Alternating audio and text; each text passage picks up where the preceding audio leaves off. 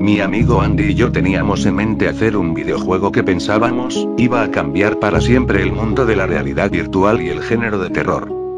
Estábamos fuera de la universidad. Yo con un título en programación de computadoras y él con uno en diseño de arte digital, ambos éramos ávidos gamers. Jugábamos un poco de casi todo. Racing, JRPG, MMO, deportivos, lo que sea. Queríamos hacer algo diferente a todo que se podría conseguir de importación. Un objetivo ambicioso para unos jugadores independientes y soñadores. Andy era gran fan del horror, y en realidad, fue de él la idea. Habíamos oído hablar de las proyecciones en 4 dimensiones que se estaban introduciendo en Corea y Londres. La experiencia no era solo visual, también era tangible y más perceptible.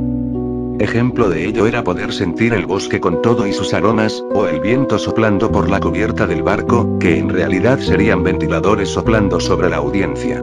Todo para crear una experiencia realista, interactiva, y qué mejor que poner esto a la práctica dentro de un videojuego, eso sería inaudito.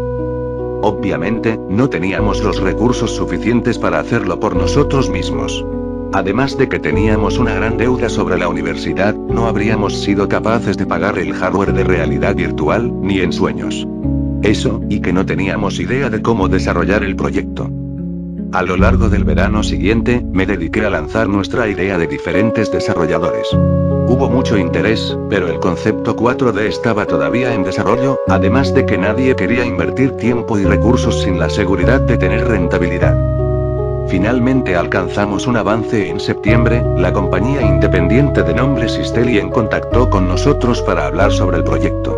Pensaron que tenía potencial y estaban interesados en reunirse con nosotros para discutir términos y negociar. La empresa tomaría los derechos del juego, por supuesto, y el equipo ejecutivo tomaría las decisiones finales en todas las etapas del desarrollo y otras condiciones estuvieron en el contrato. Sin embargo, era más de lo que podríamos haber esperado. 1/3 del equipo fueron quienes desarrollaron el hardware. El controlador se edificó en un sofá integrando un visor y auriculares minimalistas. El joystick y los botones podían ser intercambiados. Realmente era alta tecnología, ¿no? Innumerables sumas de dinero se fueron como agua, sin embargo, fue el mejor simulador de medio ambiente de ese entonces, con sensores y nodos que se unen al cuerpo para controlar el estado físico del jugador. Establecimos la historia del juego, un tanto estereotipada por el afán de causar pavor a nuestros jugadores, en la que el personaje principal se enfrasca en la aventura como cazafantasmas dentro de la mansión embrujada, mismo que conseguía ser asediado por un demonio, quien se alimentaba del miedo de sus víctimas. La pauta principal radicaba en que mientras más miedo se detectara en los receptores con más facilidad te encontraría. Los detectores se encontraban conectados al reproductor para analizar las reacciones físicas y químicas corporales, número de palpitaciones, dilatación de pupilas, aceleración de respiración, sudoración, etc., información utilizada para determinar la agresividad e inteligencia artificial del demonio. En teoría, todo se basaba en el control de emociones, una persona completamente en calma podría finalizar el juego sin mayor problema, pero nadie estaba exento de sentir temor. Programamos el sistema para enviar las señales a los receptores de audio y demás sensores. La percepción de los efectos radicaba en manipulaciones sobre el hardware, tales como un apretón en el brazo, presión alrededor del músculo ejercido por los cojines del sillón, un susurro en el oído o respiración, proyectada por microventilas. Fue muy elaborado para producirse, pero una vez terminado, fue increíble. Tuve el privilegio de ser el primero en probarlo. Me pusieron en la silla, en una habitación oscura proyectándose todo lo que yo viera a través de los monitores conectados al equipo 4D. Los gráficos fueron realizados lo más realista posible. Alrededor de 1 año y medio tardó en aplicarse el sistema de los sensores, hasta entonces habíamos alcanzado el beta testers. Reclutamos a través de revistas a jugadores fanáticos del género para realizar las evaluaciones, y así evitar bugs y demás fallas. La mayoría de los comentarios fueron positivos y, después de varias revisiones, fue posible decir que era un proyecto exitoso. Una observación peculiar de los jugadores de prueba, fue la afirmación de percibir la presencia de alguien dentro de la habitación, o bien, recibían hormigueos y sensación de frío o calor en partes del cuerpo donde no habían nodos receptores. Debido a la supervisión durante las pruebas desde la sala oculta, nunca fue reportado que alguien del equipo estuviera presente durante los juegos de prueba, solo 1 de 10 casos pudo ser justificado por la revisión de la interfaz del técnico. Cada uno de los efectos tenía sus configuraciones correspondientes, podían ser activados y desactivados de manera manual, sin embargo, la mayoría estaban preestablecidos. Un caso en particular, fue el de una chica, sujeto de prueba, quien mencionó sentir un jalón de cabello, siendo que este no estaba dentro de las configuraciones. A pesar de las incidencias, siempre se pensó que eran debido a la sugestión provocada del videojuego y se decidió nunca comentar al respecto. Como suele suceder, la gente comenzó a difundir rumores. Entre algunos de mis favoritos, estaba el del personal Sistalien, del que decían, pertenecía a un culto que sacrificaba a los testers como pago al demonio del juego. No tengo ni idea de lo que influyó, pero el internet y el chisme hacen cosas extrañas a la gente, supongo. Esos rumores comenzaban a dar a Sistalien una mala reputación, así que decidimos que era hora de traer a los medios para calmar esos rumores, siendo que a partir de ahí todo comenzó a la alza para nuestro juego. Cuando más populares nos volvimos más comenzaron a surgir discusiones sobre los testers del videojuego. Comenzaban a argumentar la vivencia de contrariedades paranormales que partieron de la prueba. En cada anuncio dijeron tener inconvenientes en su día a día, debido a que llegaban a sentir cambios de temperatura en extremidades, escuchar respiraciones, sentir acecho, etc., tal y como lo habían percibido durante su juego. Llegaron informes eventualmente que involucraban actividad poltergeist, en niveles menores hasta los más violentos. Incluso comenzaron a llamar al juego el demonio Sistalien o el espectro Sistalien, eso y muchos otros rumores surgieron para nosotros. Después de todo llegó el día en que un jugador, al que llamaremos John, presentó una demanda por perjuicios a su persona, alegaba haber sufrido cortaduras profundas en la espalda durante su tiempo en el juego. Según recuerdo, John había estado jugando sin problemas hasta que alcanzó el sótano, fue entonces que gritó para dejarlo salir. La única evidencia de los arañazos fueron las fotografías tomadas después de haber salido del edificio. Eran profundas y muy extrañas, claramente no era posible que las haya hecho un ser humano. Posiblemente una máquina, pero una inspección de nuestro equipo 4D no reveló alguna señal de que hubiera sido la responsable. La demanda fue finalmente retirada por falta de evidencia. Este fue el punto en el cual decidimos parar con tester convocados, y probar el juego a nosotros mismos en sus últimas etapas de desarrollo. Yo fui el primero, habían añadido tantas cosas que apenas lo reconocí desde la primera vez que había jugado. Recuerdo ir por la escalera vestíbulo después de explorar una serie de oscuros pasillos iluminados por lámparas de la época victoriana, mis manos sudaban y tenía cabellos erizados. El viento en el exterior había estado aullando durante un largo rato y sonaba como si alguien silbara una marcha fúnebre.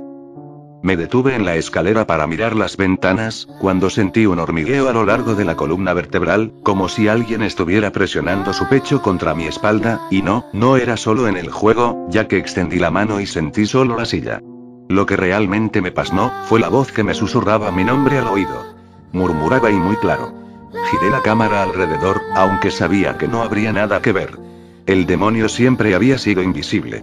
Ahora sabía por qué algunos de nuestros jugadores había bromeado sobre sentirse violados durante la reproducción.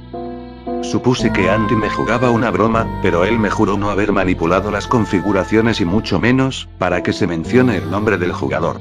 Aún así, me quedé convencido de que alguien se estaba divirtiendo conmigo. Terminé la prueba y luego me dirigí a casa para realizar mi infieme. Era noche, yo había estado trabajando el último turno durante un par de semanas, nuestra fecha límite se acercaba y teníamos aún cosas por hacer.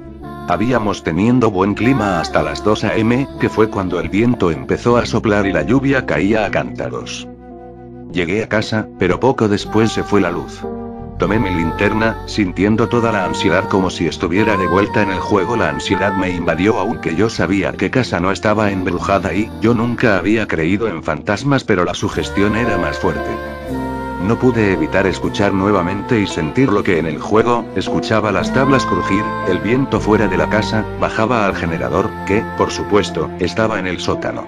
Los escalones de madera me guiaron hacia la oscuridad, y tengo que admitir que, en el momento en que llegué al final, estaba considerando solo ir al piso de arriba a meterme en la cama. Me obligué a través a seguir para encender el generador. Inmediatamente, las luces auxiliares se encendieron, esparciendo su tonalidad roja en los estantes polvorientos. Así que, ahora que tengo que estar en el infierno, también. El camino de regreso no fue tan malo, solo la ida me recordó a mí mismo todo lo que había experimentado en el juego, solo el juego. No había nada de qué preocuparse. El demonio, la Spectrosis Alien, o lo que sea era la creación de un conjunto de unos y ceros. Estaba a la mitad de las escaleras, justo y al igual que, cuando he oído mi nombre en el juego, y claramente sentí que alguien agarró con fuerza mi muñeca. Grité y dejé caer la linterna, que se apagó al impactar. No había nadie allí, pero intenté seguir por las escaleras, lo hice lo más rápido que pude hasta que llegué a la entrada, saqué mi móvil y marqué a Andy. Él me explicó lo que le sucedía. Mientras él probaba el juego, su personaje tuvo un percance al quemarse una pierna mientras concurría a través de un área incendiada de la mansión. Después de terminar su prueba sintió ardor, pero pensó que era fatiga. Había persistido el ardor, por lo que revisó encontrándose con una quemadura de primer grado justo donde su personaje había tocado el fuego. Me dirigí a su casa y miré la pierna por mí mismo. Por curiosidad, llamé a los demás miembros de nuestro equipo que había probado el juego de ese día. Era la misma historia con todos los participantes. En el juego, el personaje de Gil había estado delante de una ventana que había hecho añicos, cortándose las manos. Y ya hacía poco que se cortó de la misma manera por un accidente con un jarrón. El personaje de Mateo había sido aplastado por una estantería caída en un brazo y luego, se hizo lo mismo con la puerta de su auto. Miré mis muñecas, tenían moretones violáceos oscuros formándose. No podían ser coincidencias. Yo no sabía lo que estaba pasando, pero no era solo un juego. El día siguiente fue un día de fiesta, por el próximo lanzamiento del videojuego. Una última vez invité a cualquiera dispuesto a volver a la sala de juego para tratar de lograr finalizar todo el juego, ya que hasta entonces nadie había podido finalizarlo en realidad. Andy y yo habíamos ido a través de las posibilidades. El punto de todo, era el exorcismo realizado en el ático de la mansión para liberar a la mansión de todos los fantasmas y especialmente del demonio. Pensamos que tal vez, al completar el juego hasta llegar a ejecutar el ritual, quizás así se podría lograr algo sobre lo que estaba pasando. Andy se ofreció, yo era cobarde. En la habitación la temperatura estaba muy baja, tanto que nos costó pegar los nodos. Tiramos una manta sobre Andy para asegurarnos de que no se congelará. El resto de nosotros, 5, en total, sin incluir Mateo, que había ido al hospital para el tratamiento de la mano, se reunieron detrás del cristal unidireccional para ver. Era extraño ver su progreso a través del juego. Sabía que todos esos pasillos los conocía también después de haber trabajado más sobre ellos durante meses. Sin embargo, ahora todo parecía nuevo, estaba seguro de que sabía lo que el juego era capaz. Vi el ritmo cardíaco de Andy subiendo y bajando en mi monitor. Su piel, la temperatura y los receptores se volvían locos mientras él rodeaba cada esquina. Como se suponía que iba a suceder, se sentía el demonio cerca en cuando el miedo se disparó. Luché contra mi sospecha de que estaba en peligro. El demonio se hizo de unos y ceros. Los números no pueden herir a nadie. Se necesitaron 4 horas para que Andy recorriera casi todo. Ni siquiera se había tomado un descanso. Él quería hacer esto tanto como nosotros. Se deslizó por los pasillos, haciendo todo lo posible para mantener la calma a pesar de los acechos demonio. Él recogió las 6 velas necesarias para el ritual y se abrió paso hasta el ático. Entonces cosas empezaron a suceder que, definitivamente, no estaban en la programación. Las pinturas y plantas comenzaron a temblar, volando de las paredes y claramente dirigidas a su personaje. En la seguridad de la sala de control, 2 archivadores volcaron derribando 2 miembros del personal. Los cables se desconectaron y torcían brotando sus chispas alrededor de la habitación. Traté de extinguir el fuego con el equipo de seguridad. Andy había colocado las velas en el piso del ático y estaba usando un viejo encendedor. Él fue capaz de encender hasta la 4ª vela antes de que se sacudiera el sillón, gritó que detuviéramos el juego seguido de eso. Cuando nos apresuramos, vi sus manos agitándose, como si estuviera tratando de arrancar los nodos y sensores pegados a su cuerpo. Tal vez eso era parte de ella, pero cuando llegué a ver más de cerca, me di cuenta de que estaba luchando con algo invisible que lo sostenía en la silla. Su camisa y la cara se habían reducido drásticamente y la sangre de las heridas era desorbitada. Tenía miedo de que me rompiera el brazo mientras me encontraba tirando para sacarlo de la silla. Finalmente, conseguí sacarlo de ahí. Salió de la habitación, cerrando la puerta detrás de nosotros. El personaje de Andy ya había muerto y la pantalla Game Over. Nos apresuramos a llamar a una ambulancia. Yo no pude dormir por el resto del día y la noche, mientras esperaba en el hospital. Las heridas de Andy eran peores de lo que pensábamos. Hubo una enorme hemorragia interna. Los médicos trataron de detener la pérdida de sangre con transfusiones, pero sus esfuerzos fueron en vano. Andy falleció temprano en la mañana. Una semana más tarde, vi un reportaje especial sobre la muerte de Andy, el juego y Sistelien. No podía culpar a quien se había ido de la lengua. La policía culpó el mal funcionamiento del sistema, como si eso podría explicar los arañazos y el trauma interno. A nuestros supervisores no les importaba. Ordenaron que el proyecto fuera cerrado y yo estuviera agradecido y perturbado por la muerte de mi amigo. Nunca quise ver ese juego de nuevo. La única manera que regresara al edificio Sistelien era si esa habitación fuese demolida y la silla desmantelada. Aunque, para ser honesto, no me habría sorprendido si alguien que lo haya intentado fuera atacado también. Salí de la empresa cuando se hizo el anuncio de que el juego se suspendió. La gente en los foros expresa su decepción o alivio. El juego había terminado. Durante semanas, yo no podía dejar de mirar por encima de mi hombro. Me alejé de la ciudad y los recuerdos que tenía de Andy. Mis compañeros de trabajo celebraron una fiesta de despedida para mí, a pesar de que probablemente tenían el derecho a echarme la culpa de todo. Dijeron que yo había ayudado a hacer un juego que nunca será olvidado por nadie. Pero yo estaba desesperado por olvidar, y pasé el resto de mi vida tratando de hacerlo.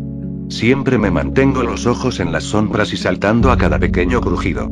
Sentía miedo de oír mi nombre susurrado al oído una vez más, eso significaría que todo lo que yo creé me estaba siguiendo, y yo no quiero volver a pensar en esa posibilidad. Lo único que podía hacer era tratar de dormir e ignorar los momentos en que sentí que una mano sudorosa invisible estaba sobre mi cara.